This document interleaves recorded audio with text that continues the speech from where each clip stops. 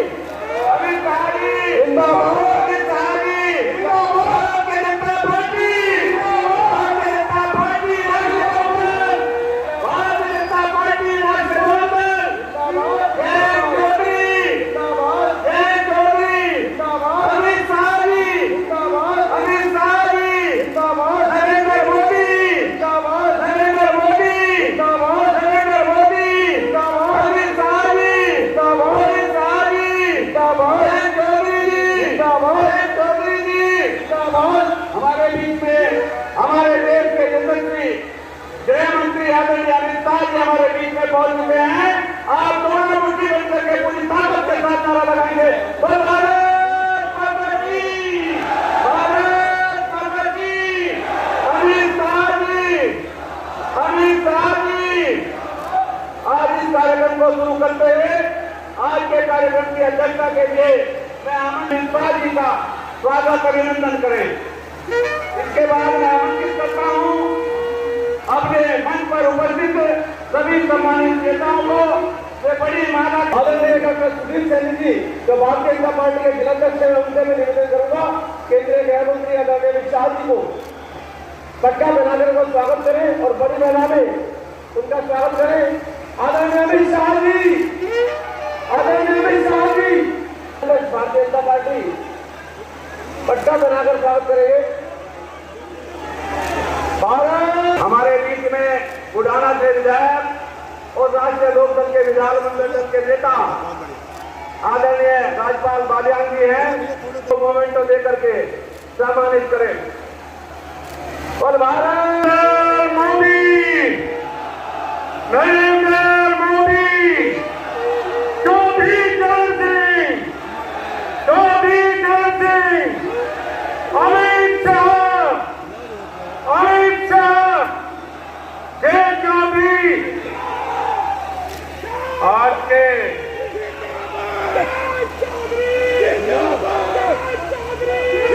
इस कार्यक्रम में विशेष रूप से मेरे गांव में पधारे आदरणीय भारतीय जनता पार्टी के पूर्व राष्ट्रीय अध्यक्ष, देश के गृह मंत्री और मुझे राजनीति में लाने वाले और मेरे जैसे पता नहीं कितने बिजली थी, ना सड़क थी, ना पानी था और कानून व्यवस्था का ऐसी हालत थी कि रात के अंधेरे में बहन बेटी तो छोड़ दो, कोई वैसे भी निकलने के लिए तैयार नहीं था। रास्ता बताने वाला यहाँ कोई नहीं था। इस पश्चिम उत्तर प्रदेश में समाजवादी पार्टी की सरकार में ब्लैक लिस्टेड थे, ब्लैक लिस्टेड। और बहुत से लोगों को याद नहीं होगा, मुजफ्फरनगर से शामली रोड के गड्ढे भरवाने के लिए जयंत चौधरी ने पैदल यात्रा की थी, याद है भाई साहब क्या? ऐसे लौह पुरुष आदरणीय अमित शाह जी आज हमारे बीच में है। मैं उनका हार्दिक अभिनंदन करता हूं। अपने गांव, अपने ग्वाड़ की समस्त जनता की तरफ से उनका अभिनंदन करता हूं, स्वागत करता हूं। और आज उनके आने से इस पश्चिम उत्तर प्रदेश में जो पछुआ हवा चलेगी, और पछुआ हवा का तुम्हें पता ही है क्या होगा। पछुआ हवा फसल के लिए बहुत बढ़िया हो, किसान के लिए भी बहुत बढ़िया हो। पछुआ हवा चलेगी, कीड़े मकोड़े मर जाएंगे और पूरन में जाते जाते यह पछुआ हवा क्रांति के रूप में हो जाएगी और उत्तर प्रदेश की 80 की 80 सीटें आदरणीय नरेंद्र मोदी की झोली में डालने का हम काम करेंगे। आप सबका बहुत बहुत स्वागत, बहुत बहुत अभिनंदन, बहुत बहुत धन्यवाद।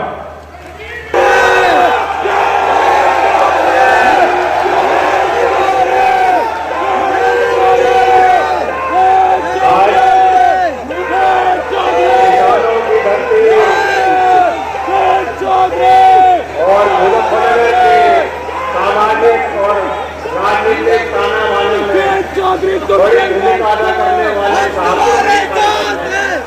चौधरी संघर्ष चुनावी रैली में आए देश के गृह मंत्री आदरणीय अमित शाह जी हमारे मुजफ्फरनगर लोकसभा के, हमारे एनडीए के और खास तौर से लोकदल और भारतीय जनता पार्टी के साझे उम्मीदवार डॉक्टर संदीप बालियान जी, उत्तर प्रदेश के मंत्री धर्मवीर प्रजापति जी,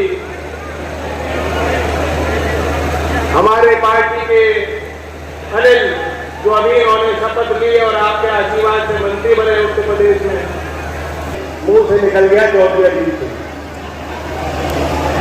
ये भी मेरे लिए बहुत बड़ा आशीर्वाद है।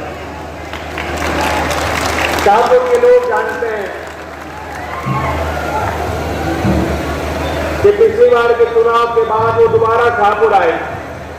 याद है कि नहीं यार, जब चौधरी अजीत सिंह जी शाहपुर आए, बहुत भावुक पल थे लोगों के लिए। और शाहपुर के लोगों को शायद इस समय मालूम नहीं था कि चौधरी अजीत सिंह जी का आखिरी पड़ाव यहाँ शाहपुर में उनका है, आखिरी मौका और अवसर लोगों के लिए था उनको देखने का और सुनने का। क्या कर रहा हो भाई? आप सजो के रखना चौधरी अजीत सिंह जी के लंबे राजनीतिक सफर और जीवन यात्रा में मुजफ्फरनगर के लोगों का और खासतौर से पश्चिमी उत्तर प्रदेश के लोगों का बहुत बड़ा योगदान। और मैं जानता हूं आज चौधरी अजीत सिंह जी की आत्मा बहुत खुश होगी। वो ये दिन देखना चाहते हैं, वो देश की तस्वीर देखना चाहते हैं। वे चाहते थे कि देश में जो कर्मठ और ईमानदार और मेहनतकश लोग हैं, उनके उत्थान के लिए काम करने वाले सबसे बड़े नेता रहे चौधरी चरण सिंह जी का सम्मान होना चाहिए।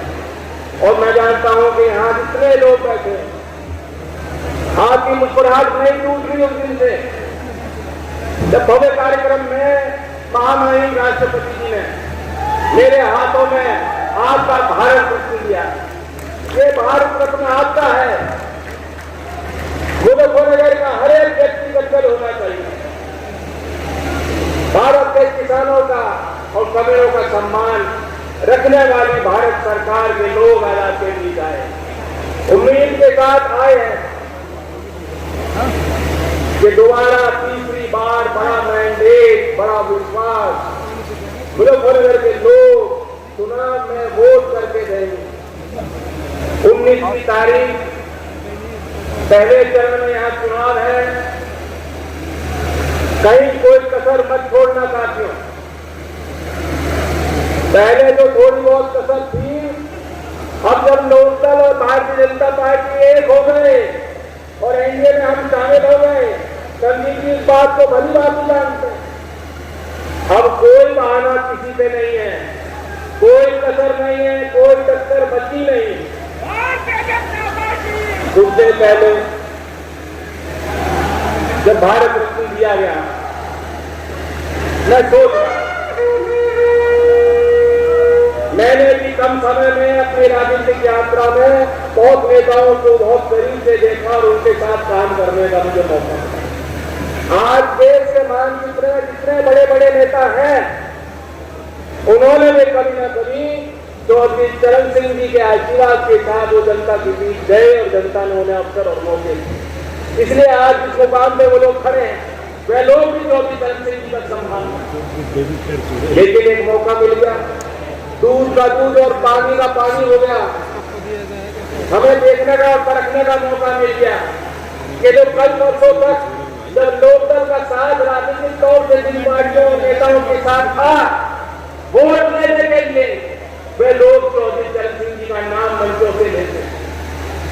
लेकिन जब भारत रत्न का निर्णय भारत सरकार ने लिया, चाहे संसद के अंदर जब वहां चर्चा हो रही थी, चाहे भारत रत्न के देने के बाद आपने भी देखा होगा कि जो लोग कल परसों तक हमारे साथ थे और चौधरी चरण सिंह जी का नाम लेते थे, बड़े अदब और सम्मान दे देते थे और किसान की बात करते थे। चौधरी चरण सिंह जी को जब भारत रत्न दिया गया है, आप उनके सोशल मीडिया पे जाके देख सकते हैं, एक बयान आपको नहीं मिलेगा, अरे कहीं कोई खुशी नहीं है। उन्हें समझ नहीं आ रहा कि हम क्या करें और क्या बोले और कैसे कैसे हम अपने चुनाव लड़े। स्वागत भी नहीं कर पाए, खुशी जाहिर नहीं कर पाए कि चौधरी चरण सिंह को भारत रत्न मिला। विरोध है उनके अंदर विरोध वो कर रहे हैं। और मैंने कल परसों की बात है, जो उत्तर प्रदेश के मुख्यमंत्री रहे उनका भी एक बयान मैंने देखा। अब तक मैं उनके लिए कुछ बोला नहीं हूं, मैं उनके लिए कोई व्यक्तिगत बात बोलूंगा भी नहीं। वो भले गाली गलौज करना चाहे तो मुझे 4 गाली फालतू देना चाहे तो दे, मुझे कोई फर्क नहीं पड़ता। कि मैं आपके साथ, लेकिन एक बात बता देना चाहता हूं, मुजफ्फरनगर के लोगों से मेरी खास अपील है। मेरा इतना तो अधिकार आप पे बनता है कि नहीं बनता? मैं खास निवेदन करने आया हूं, हम लोगों की प्रतिष्ठा दांव पे लगी है। इन्हें बता देना, ऐसा वोट देना और इस तरीके से जिताकर इनको दिल्ली भेजना संजीव जी को कि वो लोग जान जाए मैं पढ़ता नहीं हूं, इसे पलटना नहीं करते, इसे पलटनी मारना कहते हैं।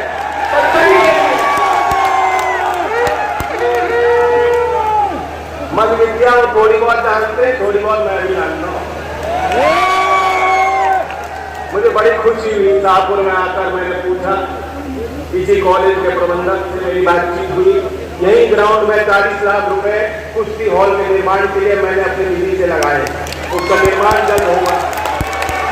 और यहाँ के प्रबंधक मुझे बता रहे थे कितना टैलेंट है बच्चों में। अभी स्टेट की जो प्रतियोगिता हुई कुश्ती में 12 मेडल, शाहपुर में इसी संस्था में पढ़ रहे बच्चों ने 12 मेडल जीते, बहुत बड़ी उपलब्धि। यही बात में कागड़ा गांव है, पुनीत माल्यान स्वर्ण पदक जीत गया। मैं जानता हूँ बहुत खुशी की लहर पूरे क्षेत्र में रही। उसके पश्चात मैं उससे मिलने गया, मैं उससे मिलना चाहता। बहुत ही छोटे मध्यम वर्ग और गरीब परिवार उनका है, किसानी करते हैं और देश के लिए इतना बड़ा गौरव उन्होंने हासिल। उस समय पुलिस ने मुझे कहा कि हमारे गांव में वो व्यवस्था नहीं बन पाएगी, अगर आप खेल का कोई संसाधन देना चाहते हो तो शाहपुर में दे देना, शाहपुर में वो निर्माण होना चाहिए। तो इसका श्रेय जो शाहपुर में मेरी निधि लग रही है, मैं बता देना चाहता हूँ सादे तौर पर पूरा का पूरा श्रेय पूरी माल्यान को उनके परिवार को जाता है। मैं धन्यवाद उनको देता हूँ, क्योंकि गृह मंत्री जी यहाँ बैठे हैं, देश के बड़े नेता हैं और बड़ी जिम्मेदारी इनके कंधों में।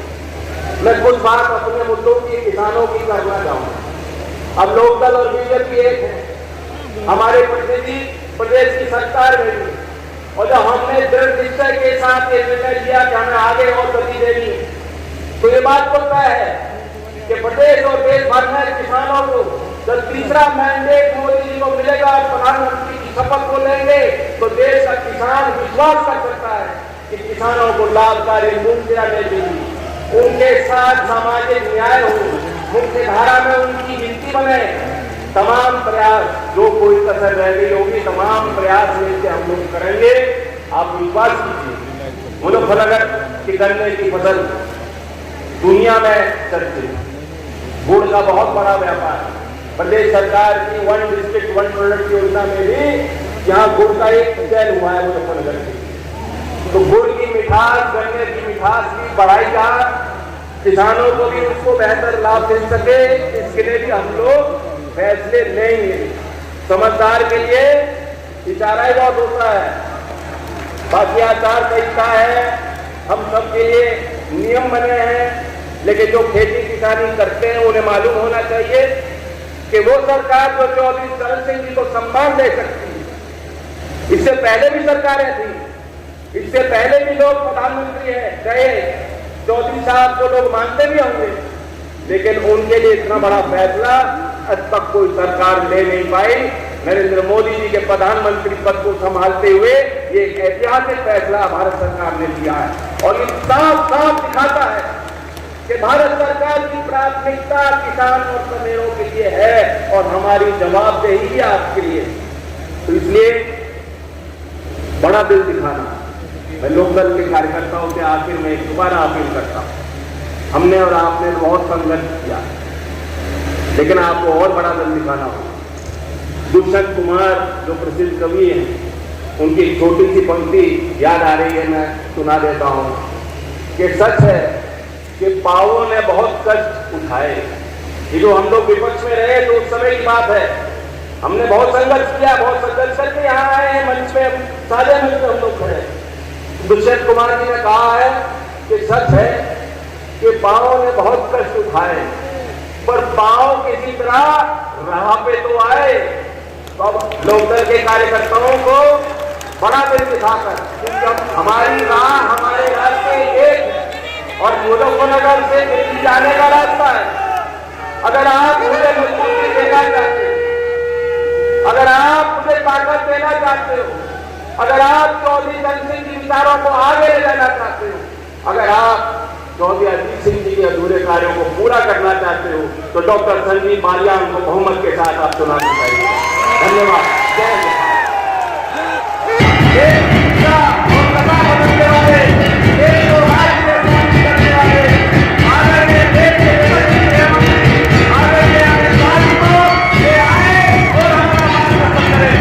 Bharatiya Janata party, Bharatiya Janata party.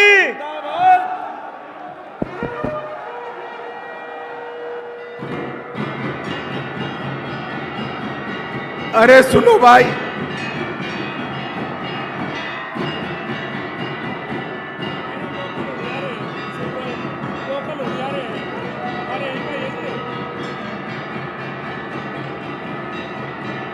अरे बंद कर।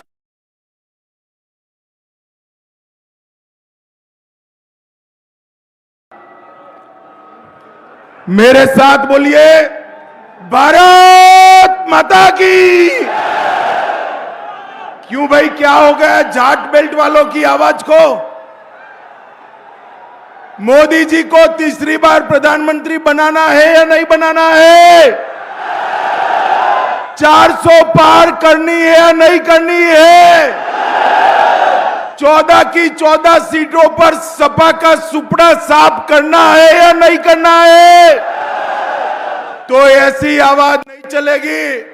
आवाज मेरी बैठ गई है, आपकी कहां बैठी है? मेरे साथ दोनों हाथ उठाइए, सभी लोग अंत तक उठाए हाथ।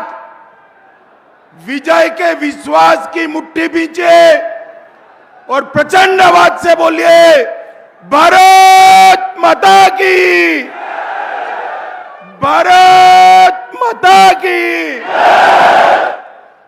आज भाई अब ज्यादा बोल नहीं पाएंगे, आवाज बैठ गई, थोड़ा कम बजाना।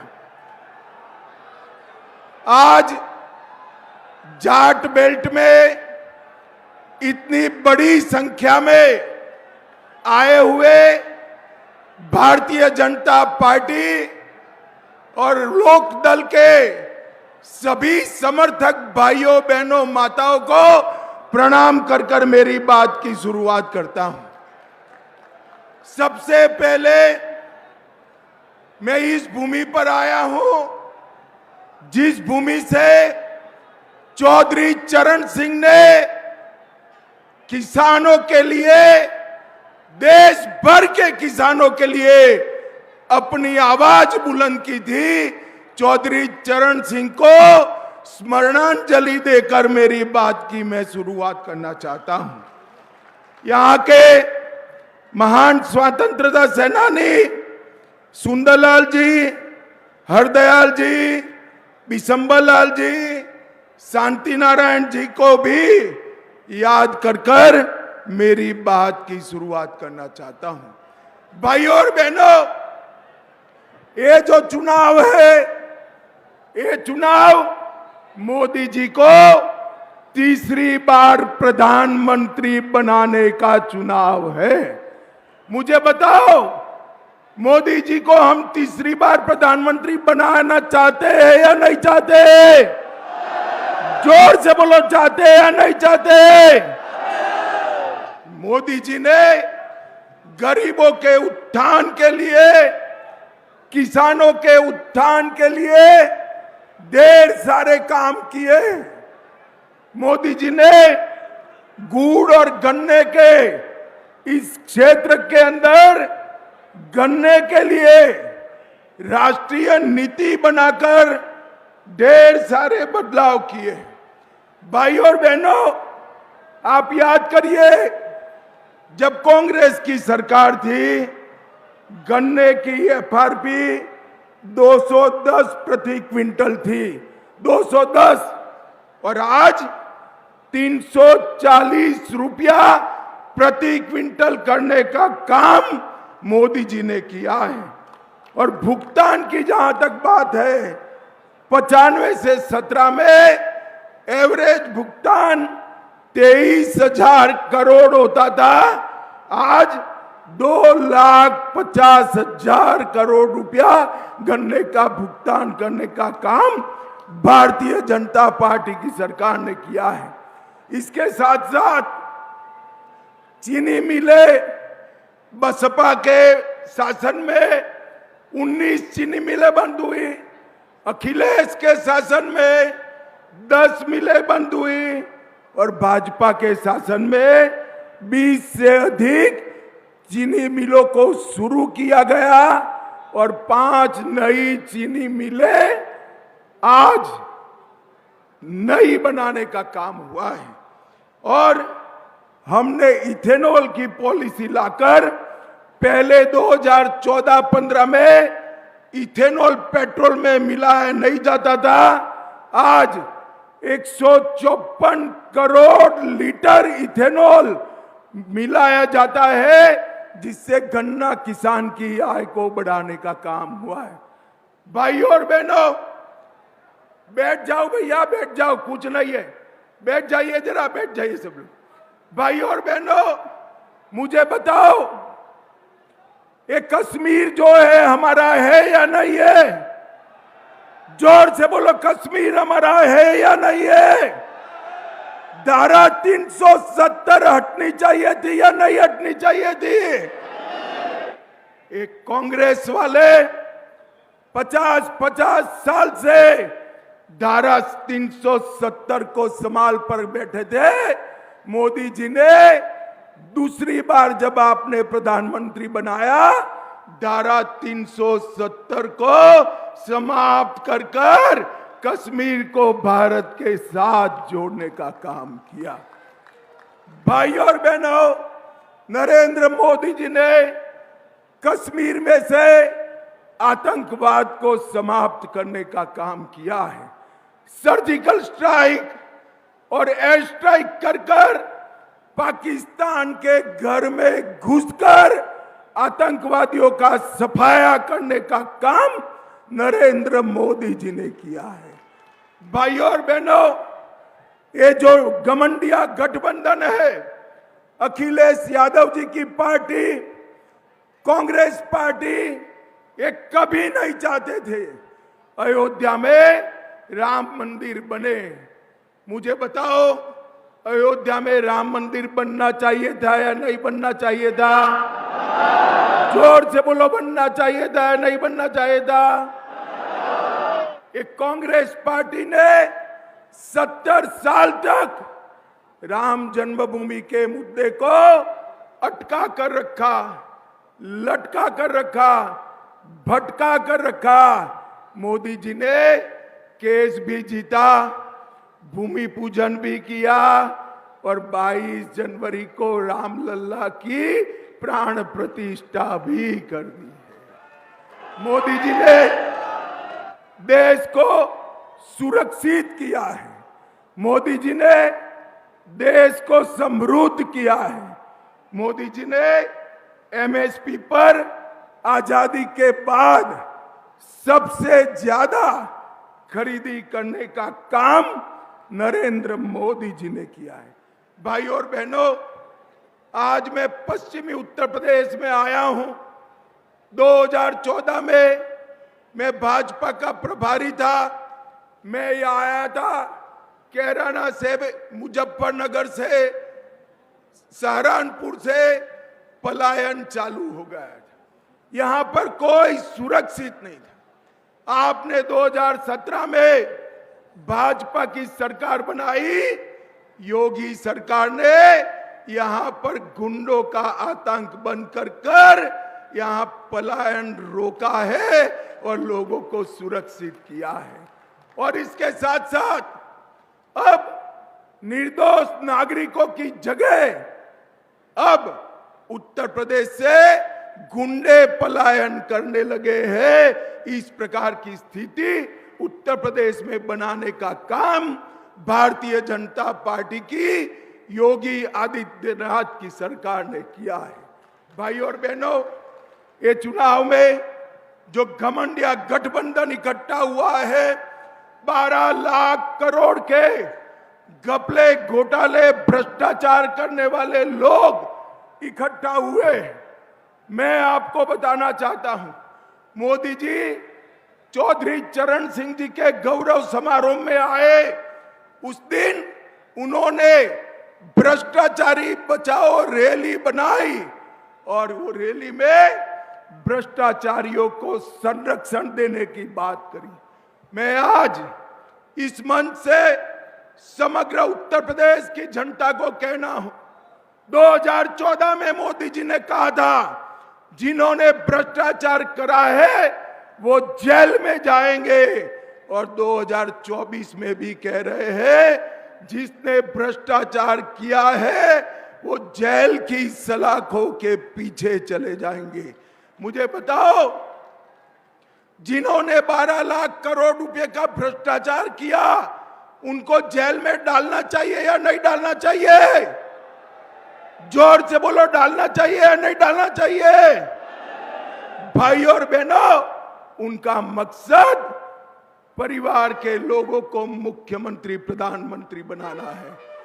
मोदी जी का मकसद देश के किसान, गरीब, मजबूत, दलित और आदिवासी को मजबूत बनाकर अपने पैर पर खड़ा रहना है। आज मुझे अंत में इतना बताइए, संजीव बालियान को प्रचंड बहुमत से जिताएंगे क्या? अरे जोर से बोलो, जिताएंगे? बालियान आगे आओ आप जरा। संजीव बालियान ने मंत्री रहते हुए पश्चिम उत्तर प्रदेश के लिए बड़ा काम किया है। संजीव बालियान को प्रचंड बहुमत से जिताएंगे? 14 की 14 सीधे मोदी जी की झोली में डालेंगे? मोदी जी को तीसरी बार प्रधानमंत्री बनाएंगे? 400 पार करेंगे? तो मेरे साथ दोनों हाथ उठाइए, उठाइए दोनों हाथ, विजय के विश्वास की मुट्ठी बींचिए और प्रचंड आवाज से बोलिए, भारत माता की, भारत माता। मिला किस तरह का चुनाव चल रहा है? कितने ट्रैक्टर आपने कभी देखे हो तो मुझे बताओ भाई। चारों तरफ शाहपुर के ट्रैक्टर ही ट्रैक्टर हैं। लोग अपने साधनों से आए हैं, अपने आप चल के आए हैं, तो ऐतिहासिक है। मैंने तो कभी इतने ट्रैक्टर इकट्ठे देखे नहीं, कभी आपने देखे हो तो देखा हो, तो शायद ऐतिहासिक है मेरे विचार से। मंत्री जी, जो शिवपाल यादव है, राष्ट्रीय महासचिव है, उन्होंने बदायूं से चुनाव लड़ने से इनकार कर दिया, क्या कारण मान रहे? इसके पीछे क्या चल रहा है आजकल? पहले सोनिया जी गई, फिर राहुल जी गए, अब शिवपाल जी गए, बिजनौर में भी चले गए, मेरठ में बदल गया, और बस चलता तो यहाँ भी बदल जाता, बस कोई पानी रहा। मंत्री जी, कल कप्तान में 24 की बैठक हुई थी, हाँ, उसको लेकर काफी विरोध देखने को मिल रहा है जी। तो क्या कहना चाहते हैं कि जो संगीत सोम जी की आपकी बैठक हुई थी, प्रधानमंत्री योगी जी द्वारा कराई गई थी कार्यक्रम में, तो वो सफल हुई? क्या विरोध खत्म होगा? यार, एक पार्टी में आपस में तो मिलते रहे, कहाँ विरोध की कौन बात कर रहा? सबके अपने विचार हैं यार। मान लिया आपका विचार है कोई, आप विचार व्यक्त कर रहे हो, सबकी जिम्मेदारी आपकी थोड़ा कि आपके कहने से सब मान जाएंगे या मेरे कहने से मान जाएंगे। सबके अपने अपने विचार हैं। कोई भाई अगर किसी बात से खिलाफ है, कुछ कोशिश करेंगे पक्ष में आ जा, सब मान जा भाई। कोई किसी के कहने से कहीं नहीं जाता, ना किसी ने कोई अधिगत कर रखा। हर आदमी लोकतंत्र में अपनी वोट का खुद जिम्मेदार है, तो जो नाराज है अपनी अपनी बात को, दूसरे की बात को। मंत्री जी, मोदी की गारंटी चल रही है, तो कांग्रेस का गारंटी कार्ड आ गया है, क्या कहना है इसका? वो तो बहुत पहले एक्सपायर होगी कांग्रेस, तो गारंटी उनकी, मेरा मतलब। मंत्री जी, जैन जी का साथ मिला है, कितना यहाँ पे बदलाव माने? अच्छा है। राष्ट्रीय लोकदल के कार्यकर्ता हर गांव में हम साथ मिलकर काम करेंगे और मजबूती से काम। मंत्री जी का हैट्रिक का नंबर है भाई, थारे हाथ में तेरी भी वोट है मेरे भाई, छोटे भाई, 2 का तो लगेगी हैट्रिक पक्का। ठीक है।